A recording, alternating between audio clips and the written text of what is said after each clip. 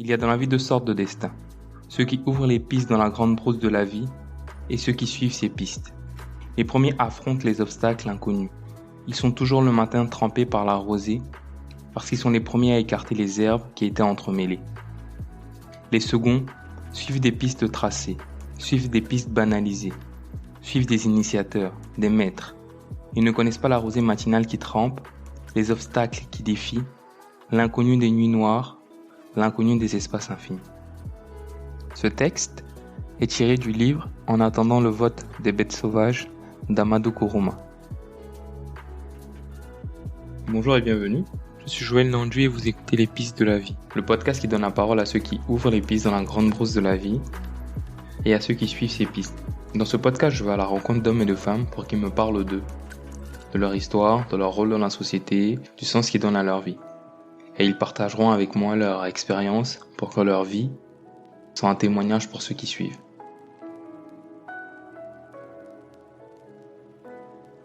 Je reçois aujourd'hui Mike Danon. Mike est un artiste au talent multiple. Il est comédien, chanteur, directeur artistique, réalisateur. C'est un artiste à part et un artiste qui pense. Avec lui aujourd'hui, je vais parler de son parcours, de sa volonté de partager son art et de son ambition pour la scène culturelle ivoirienne. On parlera aussi de la série Classe A qu'il a révélée et de l'impact du coupé-décalé sur la société ivoirienne. Je vous souhaite une bonne écoute. Bonjour Mike. Bonjour. Je suis vraiment content de te recevoir. Merci d'avoir accepté mon invitation. Merci à toi, c'est un plaisir. La première question que je te pose prend sa source dans le texte d'Amadou Kourouma, qui est de savoir, en fait, Mike, est-ce que tu fais partie de la catégorie de ceux qui ouvrent les pistes dans la grande brousse de la vie ou de ceux qui suivent ces pistes ouvertes? Écoute, déjà, c'est la grande brousse de la vie, comme tu dis. Donc, je respecte les pistes qui ont été tracées, je les suis et quand c'est nécessaire, j'en crée de nouvelles. Ok. Quand c'est nécessaire, Ouais. tu en crées de nouvelles. Comment tu juges la nécessité? C'est en fonction de l'environnement et de l'évolution. Voilà, les temps changent, donc on s'appuie souvent sur le passé pour créer de nouvelles choses, surtout artistiquement. Les choses se réinventent quasiment tout le temps. Je veux dire, avant, t'avais pas Internet, donc tu es obligé de fonctionner autrement. T'as de nouveaux mécanismes qui s'installent et tout, mais tout en s'appuyant sur ce qui a été déjà fait, en respectant le passé, en respectant les anciens. Tu vois un peu? Voilà. Et donc, dans ton travail, il n'y a pas de remise en cause de ce que les anciens ont fait. Pour toi, tout ce qui est passé est positif, tu t'appuies sur tout, ou alors est-ce que tu questionnes l'héritage? Est-ce que c'est important pour toi de questionner On a l'héritage? eu de bons et de mauvais héritages, mais c'est tout ça qui fait l'école. Donc, quand tu te positionnes ou quand tu veux créer une nouvelle voie, tout ce qui est du passé est bon à prendre. Le bon, le mauvais, tu prends tout. Sinon, nos livres d'histoire ne recueilleraient pas tout ce qu'on a comme douleur du passé. C'est ce qui te permet de comprendre la voie que tu es en train de tracer et d'aller de l'avant. Tu vois? Donc oui, il y a eu de bonnes choses par le passé, des choses pas forcément bonnes, mais tout ça, c'est l'histoire, il faut la prendre en compte. Tu dis que tu crées de nouvelles pistes. Quelles pistes tu penses avoir créées, avoir ouvertes, et quel est l'impact de ces pistes-là? Aujourd'hui, bon, déjà dans le milieu du cinéma, j'ai participé, on va dire un peu à cette petite, j'aime pas trop le mot révolution, mais cette petite révolution du cinéma ivoirien. Je vais même pas dire révolution, je vais dire cet éveil du cinéma ivoirien après le long sommeil des années entre 90 et 2000. Voilà, et 2000. Donc, on entend par l'impulsion classe A. Mais classe A n'est que l'aboutissement d'un certain nombre de choses parce que avant ça, il y a eu une impulsion du théâtre 10 ans avant avec Sidiki Bakaba, avec l'Actor Studio, où on redonne le goût du théâtre à des lycéens avec un système qui n'existait pas véritablement. Ce système-là, c'était de fidéliser les écoles, d'avoir des partenariats avec des compagnies de transport pour pouvoir transporter les élèves à moindre coût et rendre les tickets de théâtre accessibles. Donc ça, c'était déjà une nouvelle approche dans le paysage et ça a porté ses fruits parce que nous avions des gens au théâtre quasiment tous les jours de la semaine. On jouait du mercredi au samedi et les salles étaient pleines. Donc là, je te parle de entre 2001 et 2006, 2007. Il y avait vraiment voilà, un vrai, ça bougeait côté théâtre au Palais de la Culture. Et ensuite, il y a eu Classe A qui a été euh, voilà, ce vent frais sur le paysage audiovisuel ivoirien et qui a donné un peu, qui a été un peu le père de tout ce qu'on voit aujourd'hui, quoi. Le marqueur. Mais avant de rentrer, avant d'aborder Classar, l'Actor Studio et tout ça, est-ce que tu peux me dire qui tu es? Je suis Mike Danon, j'ai envie de dire africain d'origine ivoirienne.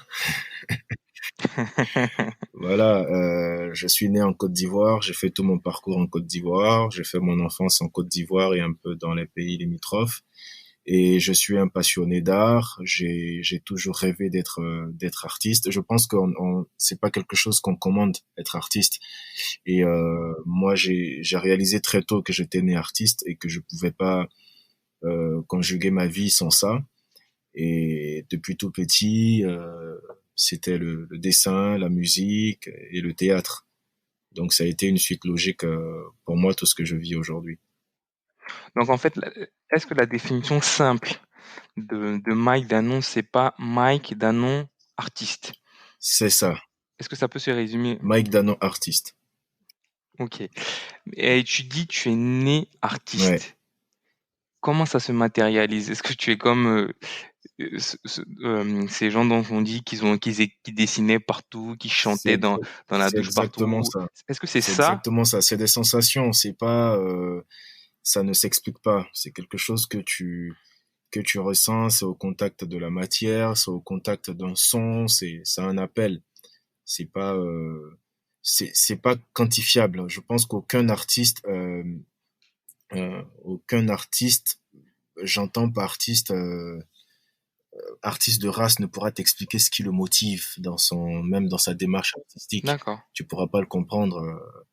Voilà, c'est un appel, tu le sens, c'est comme l'amour, c'est comme quand t'es amoureux de quelqu'un. Tu peux pas, tu peux pas Donc, comprendre ce qui t'arrive, tu peux pas voilà, l'expliquer. qu'est-ce qui va te pousser à prendre le tram, quitter d'une ville à une autre pour aller rencontrer quelqu'un.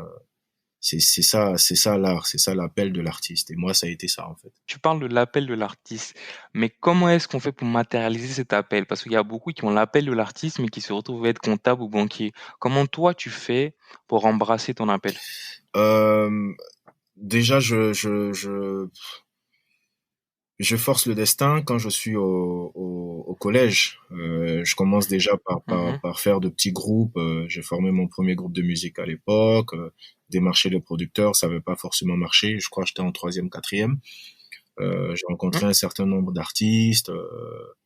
Mais bon, c'était pas, on va dire, c'est les balbutiements. Mais à partir de la classe de mhm. troisième, j'ai l'opportunité euh, d'embrasser une formation à l'Actor Studio.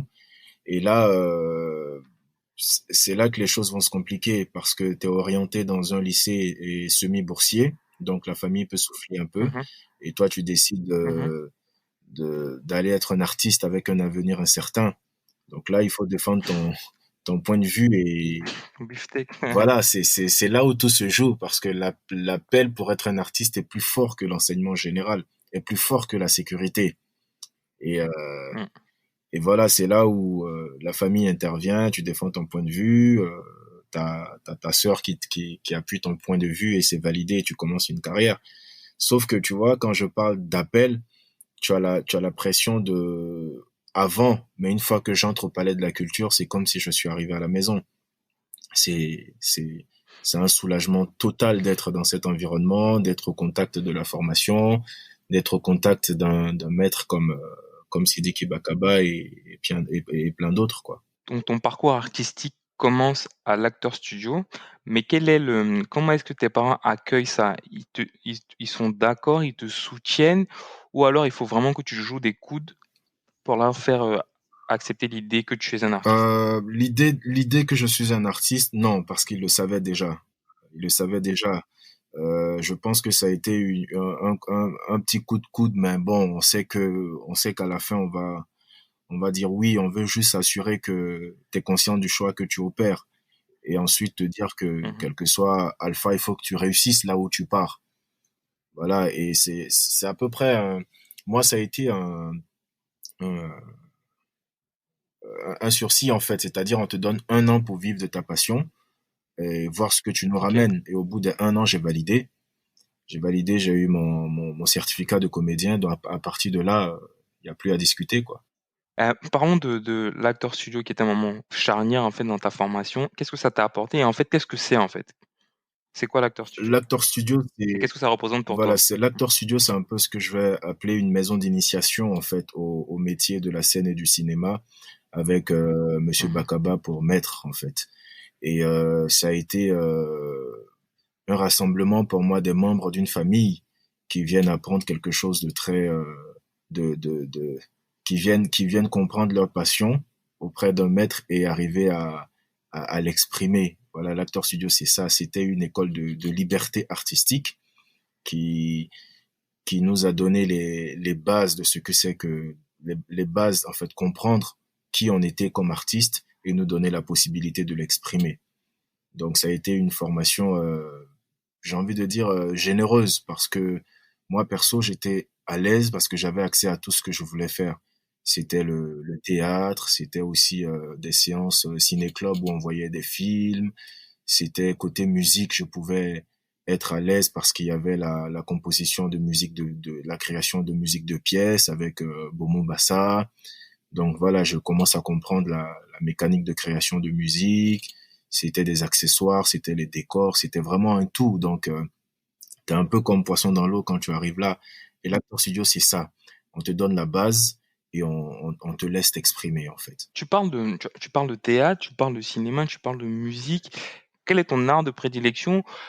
Euh, Où est-ce que tu es un artiste qui prend tout? Oui, Enfin, où est-ce que tu te ben situes je en suis fait? généraliste. C'est je Et il n'y a pas de frustration à être généraliste? non, je touche à je touche à tout ce que j'aime. C'est vraiment c'est difficile à expliquer. C'est difficile à expliquer, mais c'est vivre un moment de bonheur dans chaque branche que je touche. Tu sais, je suis curieux, je suis un gros curieux. Donc, si je suis sur un projet musical, qu'il soit ivoirien ou qu'il soit euh, euh, africain ou même qu'il soit, je sais pas moi, scandinave, je Mhm. prends plaisir à comprendre ce que c'est. Je prends plaisir à écouter. Je prends plaisir à voir. Tu vois ce que je veux dire? Et c'est le Carrément. même process quand je travaille sur une pièce de théâtre ou au cinéma. Donc, on peut pas m'amputer de ces, de tout ça, quoi. On me dit, oui, mais après, les artistes qu'on n'arrive pas à canaliser ne réussissent pas. Je dis, mais ça dépend de qu'est-ce que vous appelez réussir. Mm. Si mon bonheur, ma réussite, c'est dans c'est d'être au contact de tout ça, j'ai pas besoin de réussir comme vous l'entendez. Voilà.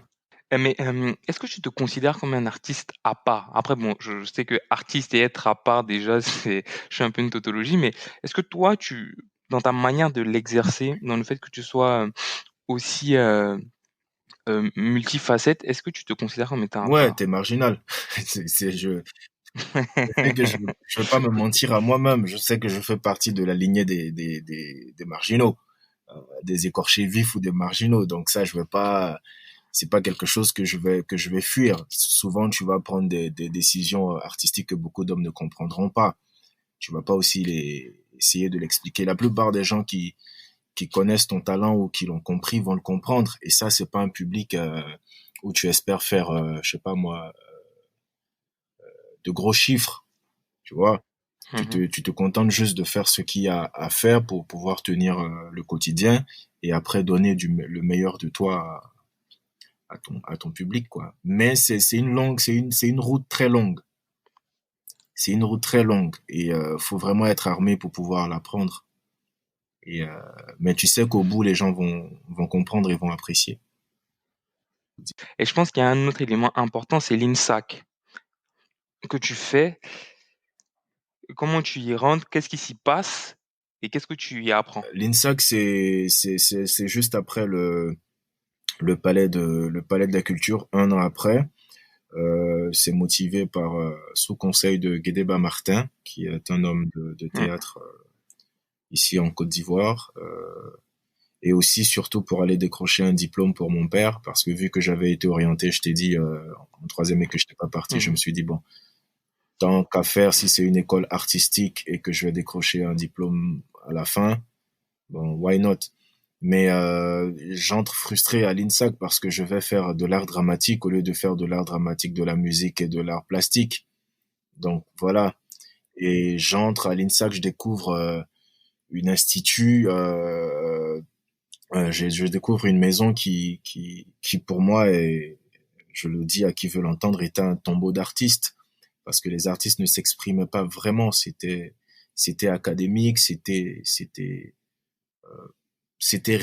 j'ai envie de dire même psychorigide parce que voilà, les artistes étaient comme dans l'enseignement général, c'est juste que tu apprends, voilà, c'est quoi l'histoire du théâtre, l'histoire de la musique. Bon, les musiciens et les plasticiens étaient un peu plus à l'aise, mais l'art dramatique, c'était figé, quoi. C'était figé, c'était théâtre classique et figé. Et, euh, et le système même de l'INSAC était, il y avait une vieille tradition de grève qui, voilà, moi, au bout d'une année, j'ai regardé, j'ai compris qu'il fallait faire bouger les choses et changer les mentalités. Et c'est fort de ça que je me présente pour être le délégué général des élèves, parce que ce n'était seulement qu'à cette place que je pouvais montrer qu'il y avait autre chose. Et la mission que je me donne, c'était déjà de faire la promotion hors INSAC. Ça, c'est de un, casser un peu cette vieille tradition de grève, et ensuite réhabiliter un peu l'espace avec rafraîchir les murs de l'espace en fait. Et dans mon programme de voilà de délégué général, c'était ça ma mission. Bon, voilà, j'ai pu accomplir deux. Troisième, c'était un peu plus compliqué. Le premier, c'était voilà, j'ai fait un festival qui s'appelait une journée chez nous, euh, appuyé par la direction. Mon objectif, c'était qu'on voit les œuvres des artistes hors de l'INSAC. Et donc, on a exposé au Palais de la Culture. Voilà, on a fait nos pièces. Il y a eu des musiciens qui ont joué. Et voilà, premier objectif atteint. Le deuxième a été aussi atteint puisqu'on a fait, durant mon mandat, il n'y a pas eu des grèves.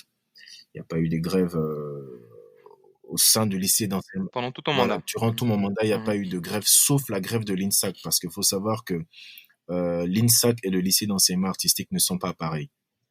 Voilà. Dans le bâtiment de l'INSAC, tu as le lycée d'enseignement artistique où moi j'étais. Donc on a passé une superbe année.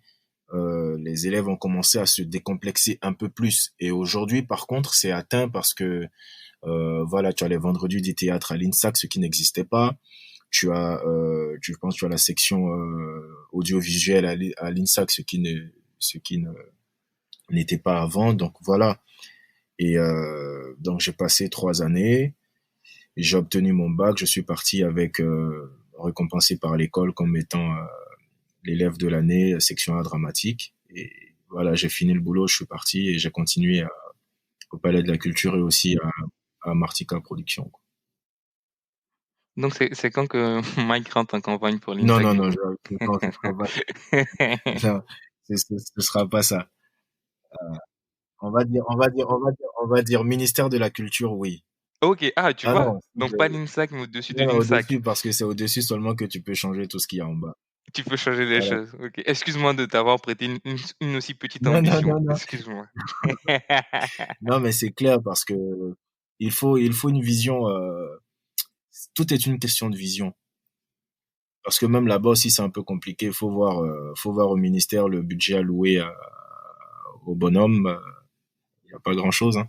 Pas grand-chose. C'est le vrai enjeu. Tu penses que le budget, du ministère de la culture, c'est le vrai enjeu pour faire décoller le milieu artistique en Côte Bah, d'Ivoire? s'il n'y a pas un corrompu à la tête. Bah écoute, si on te donne du budget et que tu prends la quasi-moitié pour en faire ce que tu veux, ça marchera pas. Il faut à la tête euh, du budget et un artiste et une vision et une générosité. Voilà, parce que les artistes, c'est d'abord de la générosité. Être un artiste, c'est de la générosité. Donc, ministre de la Culture, faut déjà être généreux, faut être à l'écoute des artistes, des vrais artistes, t'entourer des vrais artistes et surtout comprendre que ta mission, c'est vraiment euh, euh, soutenir l'économie par la culture. Ok. Voilà. Mais je bloque juste un truc. Tu parles de vrais artistes. Donc il y a des faux artistes. Ah, mon ami, écoute, Est-ce qu'on n'est pas artiste tout court? on est artiste, mais Qu'est-ce que tu appelles vrai artiste? je peux Vas-y, pas te faire ça je m'intéresse. peux pas te faire la différence, ça se sent. Ok. Ça se sent dans la démarche, ça se sent dans les contacts, ça se sent dans l'ambition. Voilà, Hmm. ça se sent dans... Mais du coup, est-ce que un artiste, tu peux considérer qu'un artiste qui a du succès, ça peut être un faux artiste? Ou est-ce que le succès est une jauge quand même? Tu sais, on va dire le succès est une jauge. Après, maintenant, c'est dans, dans ce que tu offres au public. Parce que si on en arrive à une forme artistique diluée, et que le dilué est bien marketé, tu es un artiste. Mais Mhm. dans le fond, tu sais que tu es un usurpateur. Et ça, c'est entre toi et ton sommeil. Mais après, quand tu gagnes, Et ta conscience. voilà, quand tu gagnes beaucoup d'argent, voilà.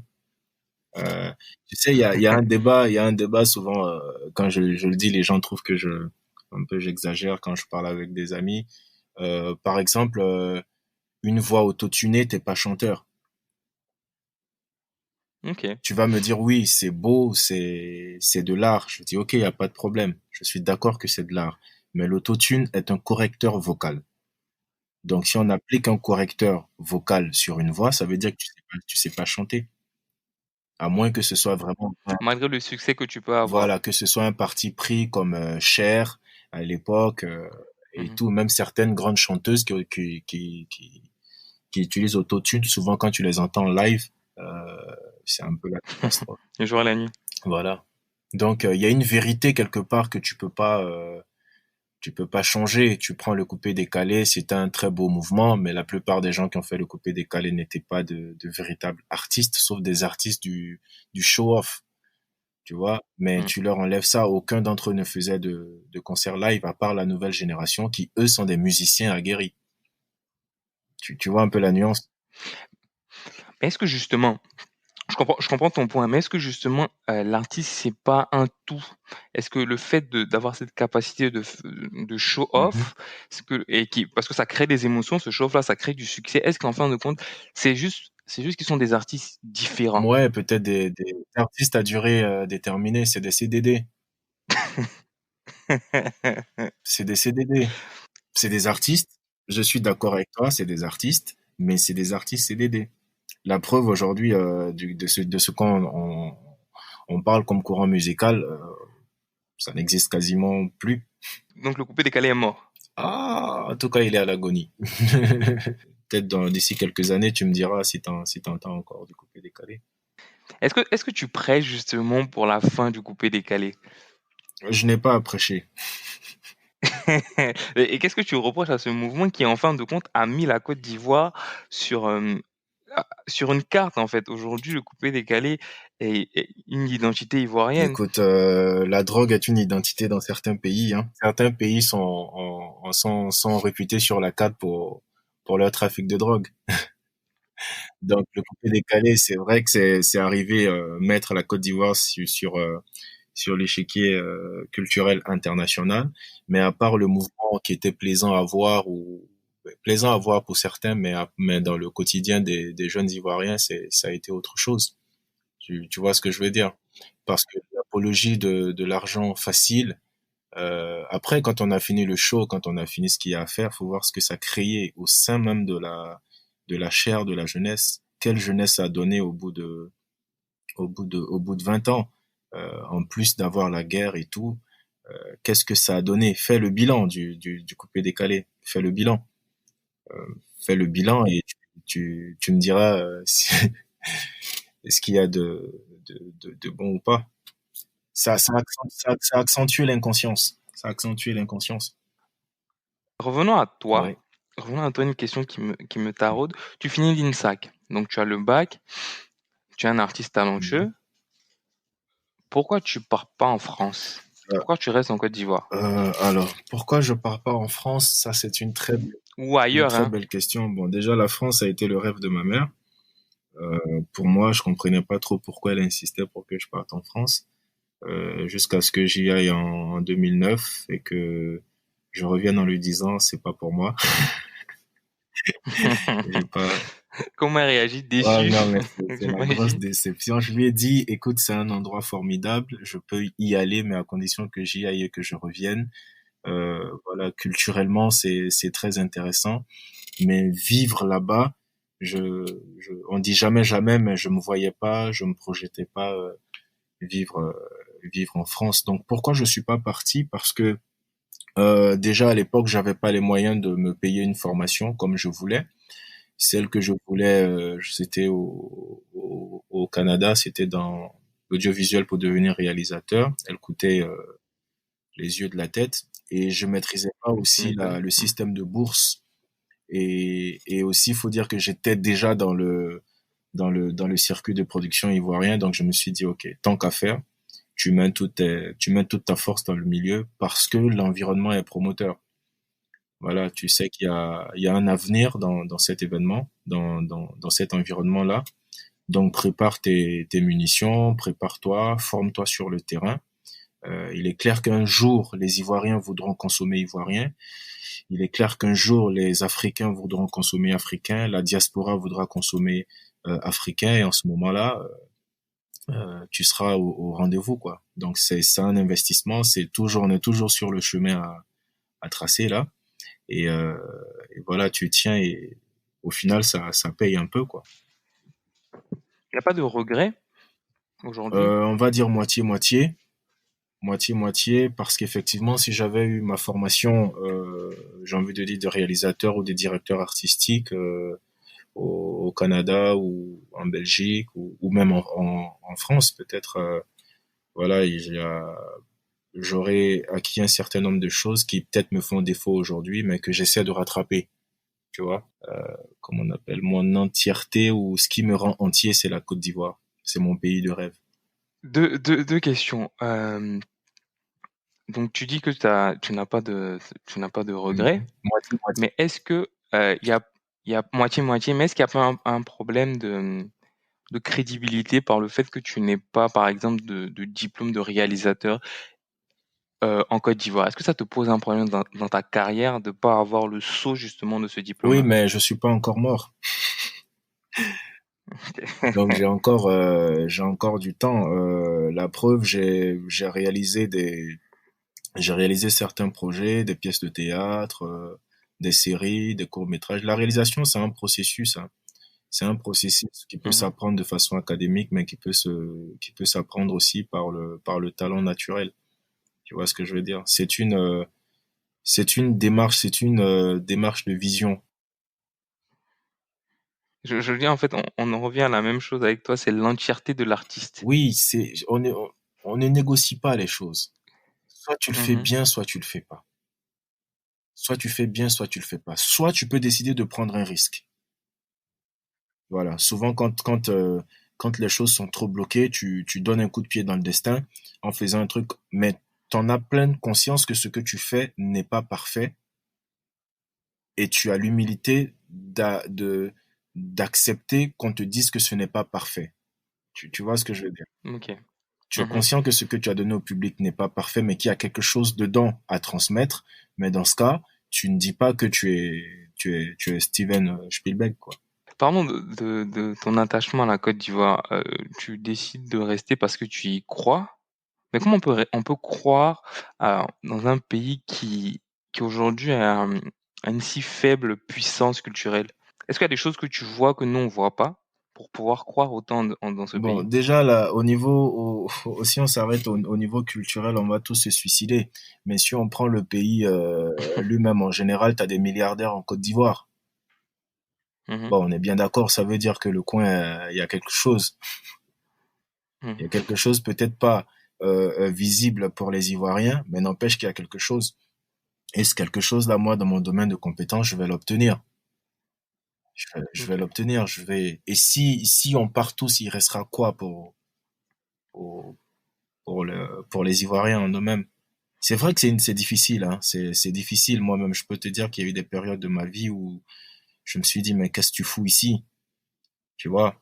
Mais parce que les gens ils comprennent pas, t'as pas le budget qu'il faut, mais après tu t'es dit oui, mais c'est ça la vie, c'est les pionniers là, ils n'ont pas comme disent un bon adage mandarin, là, on dit le pionnier c'est celui qui gît dans la plaine, la flèche dans le dos.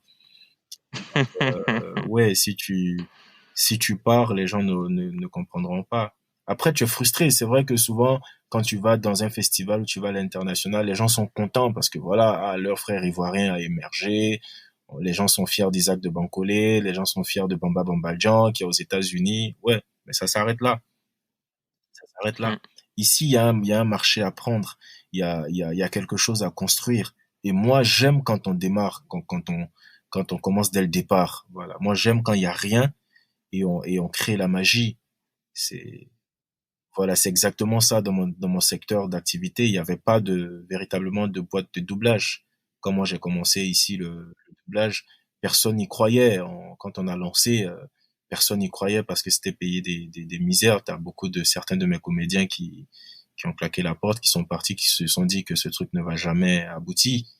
Il y a quelques semaines, j'étais sur un plateau de télé Mm. pour parler de doublage, tu vois. Ok. Et aujourd'hui, on a eu nos programmes diffusés par Canal et autres, mais parce que j'ai rien lâché. J'ai rien lâché. J'y Mm. crois. Quand je crois en quelque chose, je crois. Et je n'abandonne jamais une idée. Ok. Même si elle a été reprise par quelqu'un d'autre, je n'abandonne jamais une idée. Et les idées que j'ai pour la Côte d'Ivoire, je vais les réaliser elles toutes. Voilà. Et peut-être que quand j'ai fini, voilà, peut-être que quand j'ai fini de les réaliser, je pourrai partir. Euh, j'ai deux questions sur ce que tu veux faire et tout ça. Un, est-ce que tu as je veux dire, l'équipe qu'il faut? Est-ce que tu as des gens qui partagent la même vision que Ouais, toi et qui sont prêts à aller au charbon avec toi? ouais. Et deux, est-ce que les aînés, Mhm. est-ce que les aînés transmettent pour t'éviter justement certains écueils? Bon, tu sais, en fait, j'ai eu la chance du petit vieux, en fait. J'ai eu la Mhm. chance du petit vieux parce que étant jeune dans le milieu, j'ai été avec quasiment tous les anciens que tu peux connaître sur la place. Ok, Donc, j'ai eu le ok, temps de voir ce qui a marché ou ce qui a pas marché. Si je produis pas mon long métrage depuis 5 ans, c'est parce que je sais que je vais faire des erreurs. C'est parce ok. que je sais les erreurs qui m'attendent. Et c'est parce que je veux pouvoir constituer une équipe qui comprenne le projet. Et les comédiens, et il faut savoir une chose, que chaque œuvre artistique arrive dans la période où elle doit arriver. Donc, je ne résiste Mm. jamais sur un projet. Si je fais un projet qui ne passe pas, je le mets au repos et je cherche à comprendre Ok. pourquoi en ce moment précis, je n'arrive pas à le faire. Mais revenons sur un élément dans ton parcours qui me semble, moi, fondateur. Après, tu me diras, moi, vu de l'extérieur, Mhm, hein, je trouve que c'est quelque chose d'important, c'est Classe A et le personnage Pythagore. Moi, je pense que Classe A, mhm. et je parle encore sous ton contrôle, fait partie de ces œuvres-là qui saisissent l'époque. Oui, ça a été l'œuvre de l'époque. La Côte d'Ivoire a une tradition d'enterrer son parcours ou de ne pas reconnaître ce qui a été Mm, fait. Euh, voilà, mais classe A, après l'âge d'or du cinéma ivoirien, la résurrection du cinéma ivoirien, c'est ma famille et c'est classe A. Que mhm. tu le veuilles ou non, c'est ce qui était là. Et ça a apporté cette fraîcheur qu'attendait la jeunesse ou la diaspora. Mais encore, elle a été pensée par quelqu'un qui avait une vision, qui avait une compréhension de l'avenir. Voilà, Jean-Hubert Nankam, il avait une bonne compréhension de l'espace audiovisuel ivoirien et de l'attente du public africain.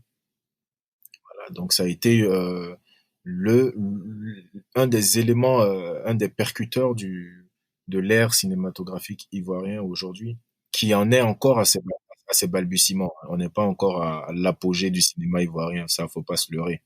On est encore dans une médiocrité évolutive.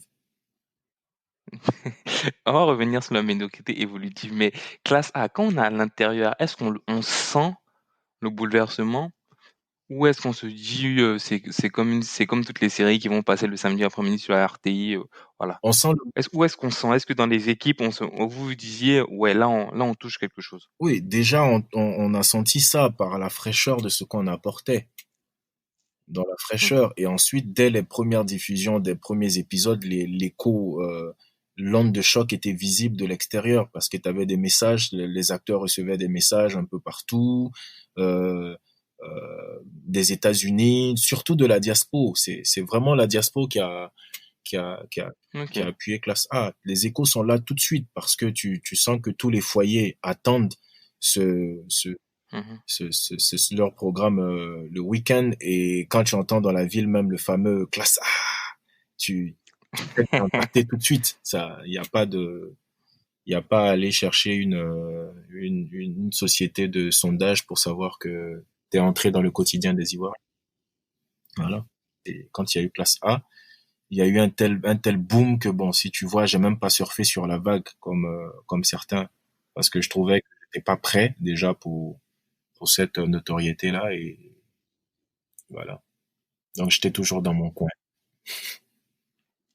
Donc tu me dis que t'as pas profité du boom de classe A. Non. C'est quoi? C'est un trop plein d'humilité? C'est quoi? Pourquoi? Parce que là, ça peut te lancer, sachant que tu as le rôle le plus écrit en fait. Oui, Moi, j'ai l'impression que on sent on sent que c'est vraiment écrit quoi.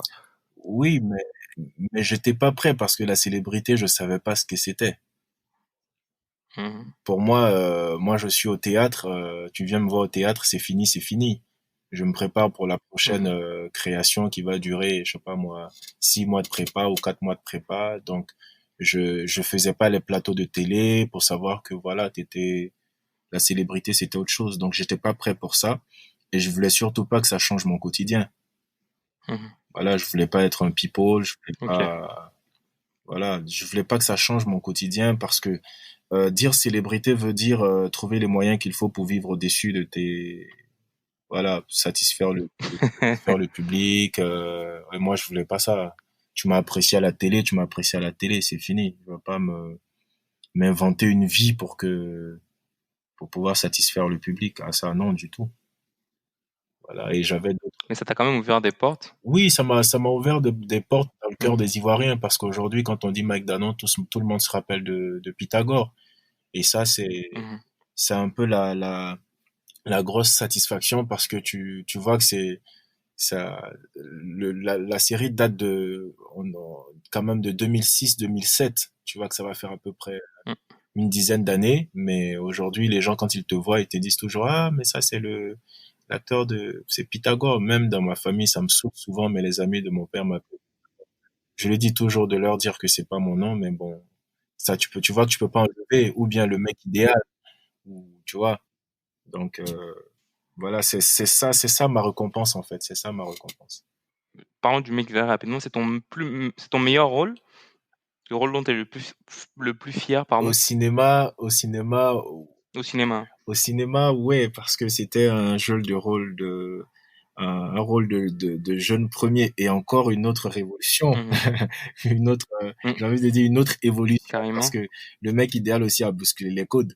Ouais. Est-ce que c'est pas le premier film de la renaissance du Ça a cinéma été le ivoirien? premier film. Donc, tu vois, on parle de première pièce de théâtre, on parle de première Mhm, série, on parle de premier long métrage. Le premier film à avoir vraiment fait bouger les gens en salle et qui nous a donné je veux dire, Emma aujourd'hui, c'est le mec idéal. Emma l'Ouest aujourd'hui, c'est le mec mhm, idéal qui a fait la Emma qui est aujourd'hui. Ça a été une nouvelle, mhm, une fraîcheur dans le cinéma au point d'obtenir les talents de bronze au FESPACO.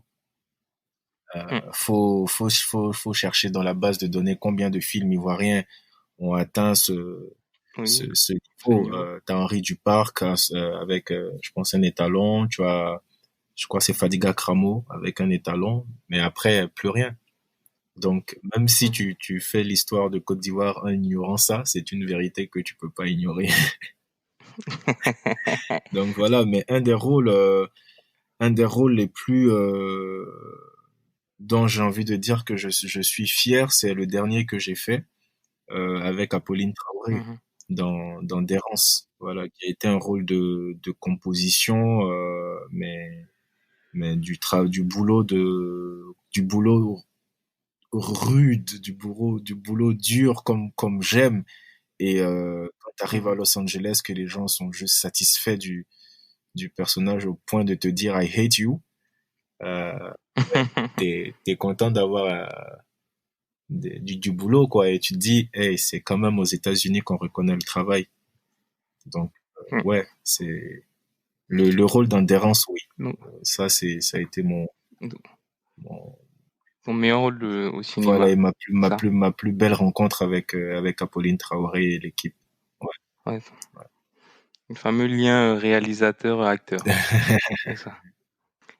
Sur le cinéma dont tu parles avec beaucoup de connaissances, médiocrité évolutive, c'est quoi? Ça veut dire on est où? Ça veut dire qu'on est entre le nul et le bien, comme disait. Ok. Ça veut dire qu'on est encore dans nos balbutiements et que Mhm. on est en train de comprendre ce que c'est que le cinéma. On est en train de comprendre Mhm. ce que c'est que la démarche cinématographique. On est en train de comprendre ce que c'est que l'importance d'un scénario. On est en train de comprendre ce que c'est que l'importance de chaque poste, directeur photo, ingénieur de son, assistant. Donc, on est en train de comprendre. Donc, toutes les œuvres que nous faisons aujourd'hui, c'est pour moi Ok. des exercices qu'on ne peut pas forcément considérer comme étant des œuvres super abouties parce que notre connaissance du milieu est à ce niveau-là. Donc, il faut pouvoir l'admettre et se dire que on est en pleine construction de notre cinéma de demain qui sûrement sera dans son apogée dans 5 ou 10 ans. Ou, enfin, même pas apogée, sera à son meilleur niveau dans 5 et 10 ans. On est encore à l'étape de la formation. Donc, c'est pour Mhm. ça que je parle de médiocrité, parce que même les personnes excellentes font des choses médiocres. Hein. Mhm. Pour atteindre un beau bâtiment, ça commence par une maquette. Carrément. Donc, on est au stade de nos maquettes. Ouais, en tant que chanteur, en tant qu'artiste, je te situe où? J'imagine que t'es pas un artiste du coupé décalé, ça on Non, l'a compris. jeune artiste de coupé récalé. Non, j'ai envie de dire, je suis un artiste du monde. Je suis un artiste africain ouvert sur le monde. Je fais des compositions aussi légères qu'engagées. Voilà, et ma musique, c'est vraiment c'est vraiment une musique métisse, en fait. C'est vraiment une musique Ok, africaine, mais métisse. Voilà, et la somme ok. de toutes mes influences, ou je dis de toutes mes écoutes de ce que j'aime, de la musique classique à la musique électronique, de la musique Mhm. traditionnelle à la musique même religieuse. Voilà, j'ai, je suis un tout musical, en fait. Est-ce on peut s'attendre dans quelque temps à voir un Mike devenir une grande star de la chanson? Est-ce que c'est une ambition, c'est un projet ou ton objectif principal, c'est vraiment le cinéma? Mon objectif, c'est de partager mon art. Après, on voit où ça nous emmène. Mais mon objectif, c'est de faire un album pour qu'on l'apprécie. Si jamais l'album sort et qu'il fait boom, alhamdoulilah, on est content. Mhm. Mais l'objectif, c'est qu'on consomme et qu'on soit satisfait de consommer. Voilà, c'est ça. Après, une belle œuvre ouvre forcément des portes. Mhm. Donc, ce qu'il y a d'important, c'est de bien faire. Parce que je sais jamais, peut-être que ma musique peut être jouée, on l'écoute, on dit, ah, mais on te propose pour les Grammy ou pour les trucs, voilà. Donc, mon objectif, c'est pas forcément l'après, c'est le produit en lui-même Et s'il est consommé avec satisfaction, oui, oui. Ok, partager ton art. Voilà, partager mon art. C'est ça en fait. C'est ça qui te drive. Ouais, c'est ça. Ok. Et est-ce que tu conçois l'art de manière générale, hein, Mhm. comme une arme politique et comme un enjeu politique pour nos pays, typiquement pour la Côte d'Ivoire? L'art a toujours eu une portée politique, hein, qu'on le veuille ou non, Mhm, parce que l'artiste, c'est le griot de la société.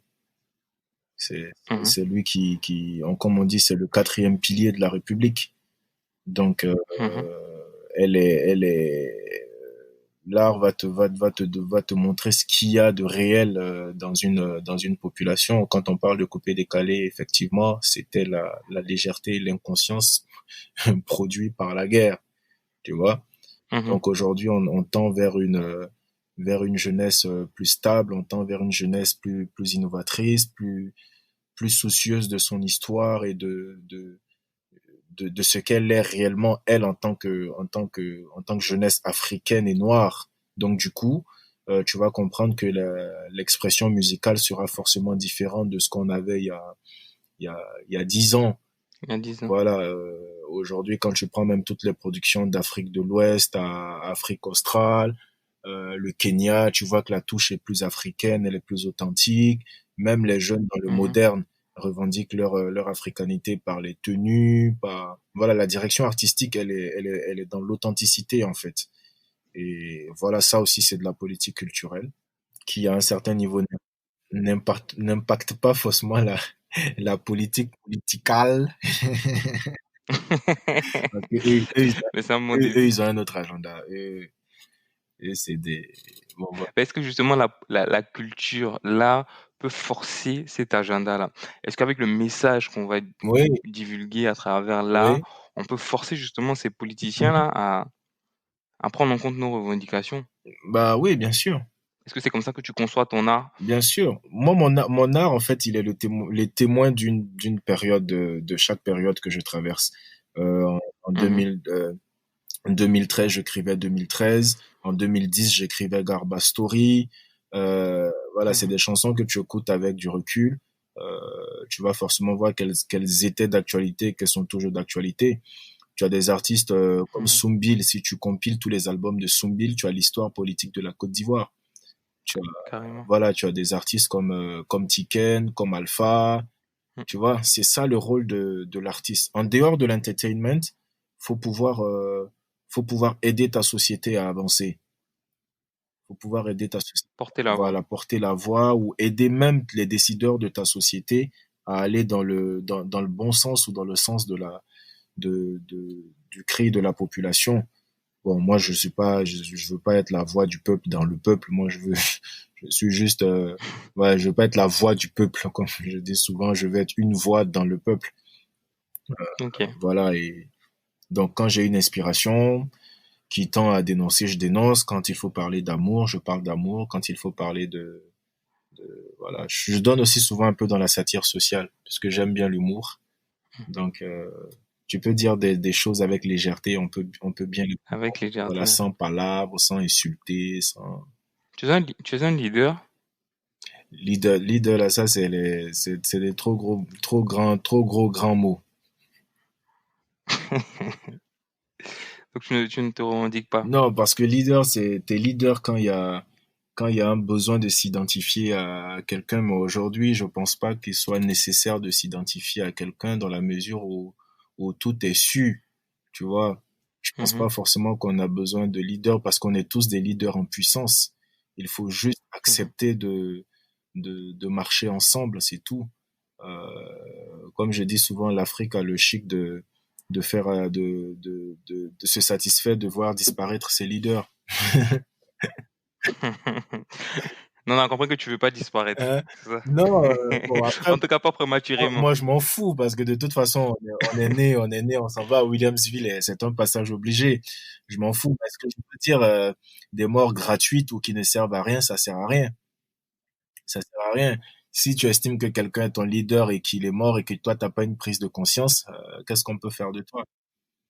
Donc, à un moment donné, faut s'assumer soi-même, faut comprendre que tu vas pas être éternellement malade pour que quelqu'un vienne te, te porter, faut te porter toi-même.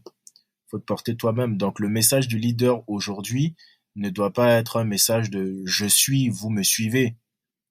Ça doit être un message de allons tous dans ce sens-là. Faites l'effort de vous réveiller vous-même. Tu vois, voilà, tu vas pas attendre l'Europe pour apprendre à te brosser les dents. Est-ce que tu as des influences? Ça peut être des personnes, des situations, un livre, j'en sais rien, mais L'Af- qu'est-ce qui te porte dans tes influences? L'Afrique en elle-même, l'Afrique dans son histoire est déjà une belle influenceuse. Voilà. Ok. L'Afrique est la meilleure des influenceuses et j'entends par Afrique ses hommes, son histoire, ses religions, son parcours. C'est la meilleure des influenceuses qu'on peut avoir, qu'on n'écoute pas forcément, mais qu'on peut avoir. Mhm.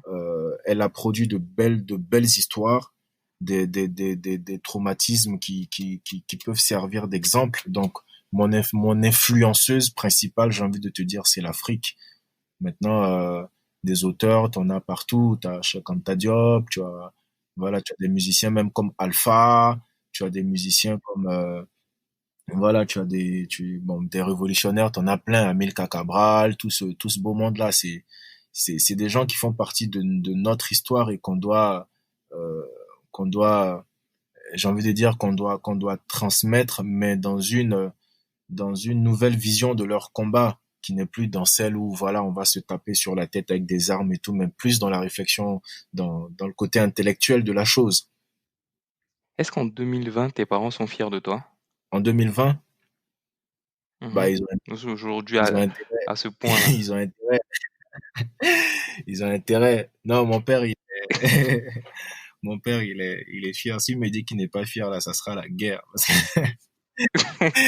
Parce que, quand même, 20 ans de carrière, parti de rien, il a intérêt. Non, je rigole, mais je pense il est assez fier. Ma mère est fière. Toute ma famille, ils sont heureux que, voilà, que je puisse m'en sortir un peu dans ce niveau, que je ne Essayer puisse de pas t'en- dépendre d'autres personnes que du travail que je fais.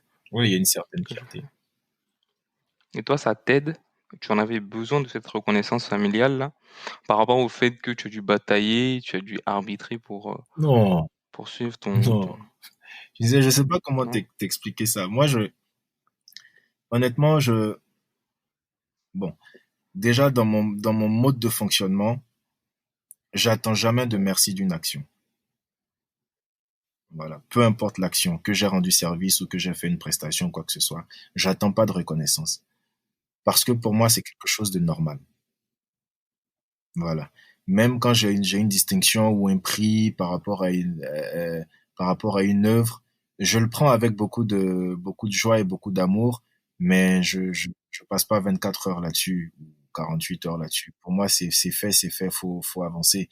Donc, du moment où ma famille m'a donné le premier soutien pour que je fasse le métier, le reste, euh, j'attends pas vraiment voilà, qu'il y ait une fête à mon honneur ou voilà, je sais que mon père il est content, ma famille est contente, oui. Maintenant, le tout c'est c'est c'est de te battre pour pouvoir toi continuer à être heureux dans ce que tu fais parce que ta famille, ton public est heureux quand tu es heureux. Donc la bataille n'est pas la quête de la... Tu sais, quand tu es omnibulé par la reconnaissance, tu fais beaucoup de bêtises, hein. Moi, j'ai juste envie de faire le boulot, point barre. Si ça m'a Ok. rendu riche, c'est pour mes gosses. Voilà, pas pour moi-même. Parce que tout ce que tu possèdes, c'est pour tes enfants, hein, c'est pas pour toi. Donc, effectivement, tu vas mener certaines actions pour que, voilà, tes enfants ne dépendent pas d'eux, mais honnêtement, Mais c'est ce que tu veux laisser à tes enfants, cette ouais, liberté-là? c'est cette liberté-là. Qu'ils soient libres, que personne ne leur enlève la liberté de penser ou que personne ne leur enlève la force de faire ce qu'ils ont envie de faire et d'être eux-mêmes et authentiques. Ok. Et toi, pour toi, tu as acquis cette liberté-là déjà? Ouais, ouais, Ok. Donc tu es ouais. libre. Tu es libre et en Je paix. suis libre dans ma tête même et en paix dans mon cœur. C'est quoi ton rapport à la mort? Le rapport à la mort, c'est un passage obligé, un passage normal. C'est pas quelque chose qui me fait peur. C'est pas quelque chose qui me fait peur de dire ouais, non, finalement, je vais mourir, Dadjo, on va tous mourir. C'est pas un truc qui... Pas d'enjeu pour toi au Non, niveau non, de pas ça. du tout. C'est comme ta première dent qui a poussé ou bien on a coupé ton kiki. Mais écoute, Mike, on tire vers la fin, Ouais. enfin, vers la fin de notre entretien. Mhm. Juste une question, juste une dernière question qui est très célèbre ici en France, c'est et Dieu dans tout ça? Dieu dans tout ça, c'est le pilier. Mhm. Dieu, c'est le pilier. C'est la foi te permet d'avancer dans la vie. Parce que même une personne Mhm. qui ne croit pas a foi en quelque chose. Tu vois ce que je veux dire? Et Mhm. Dieu, lui, c'est, c'est le pilier de tout ce que j'entreprends. C'est le pilier dans tout ce que j'entreprends. Voilà, je peux pas sortir de chez moi sans faire ma prière. Euh, c'est vraiment, c'est vraiment, même si on peut dire plein de choses sur la religion, hein, il y a Mhm. beaucoup de choses à dire sur la religion, mais ça ne m'enlève pas le fait de croire en quelque chose. Tu vois? Ok, Le fait de, quelque chose qui est là pour voilà, toi. de voir quelque chose au-delà de l'humain. Pour moi, je pense qu'il y a une manifestation autre que voilà, que la simple chair que nous sommes. Et si c'est un Dieu sur la croix ou si c'est un Dieu au-dessus de nous, moi j'y crois fortement. Et je pense que Dieu, c'est, c'est l'harmonie en fait. Et donc quand je te dis je crois en Dieu, je crois en l'harmonie. Je crois en la bonté, je crois en la charité, je crois en la gentillesse, je crois en tout ce qui peut permettre à mon semblable d'être bien dans sa peau. Voilà. Parce que le but de la vie, c'est d'être heureux. Et Dieu, c'est ça. Ok. Le but de la vie, c'est d'être Oui. heureux. Je crois on peut terminer sur cette phrase-là, je Et quand pense. je dis heureux, c'est vraiment heureux en paix avec toi-même. C'est-à-dire, je parle de ce bonheur-là. Je ne Mhm. parle pas de cette, j'ai envie de dire, de cette heureuseté matérielle. Mhm. Non, mais si. Ce bonheur naturel, c'est juste d'être assis et d'être, d'être content de ce que tu es, de ce qu'on va dire. De ce que tu es, non pas de ce que tu as. Voilà, de ce que tu es, simplement. Dans la simplicité, voilà. Ok. Écoute, merci Mike. Je retiens une chose que tu viens de dire, c'est la simplicité. Ouais. Tu es un artiste simple. Oui, Bon, c'est ce que je retiens. Et surtout, je retiens ta capacité à saisir l'époque. Et ça, je te tiens mon chapeau pour merci. ça. Merci d'avoir participé à cet entretien avec nous. Je suis sûr que tu vas, comme on dit en ce moment, c'est le mot buzz, inspirer beaucoup de gens. Ah, bon. J'espère qu'on sera une inspiration utile. Utile, toujours. Mais je pense aussi. Merci beaucoup.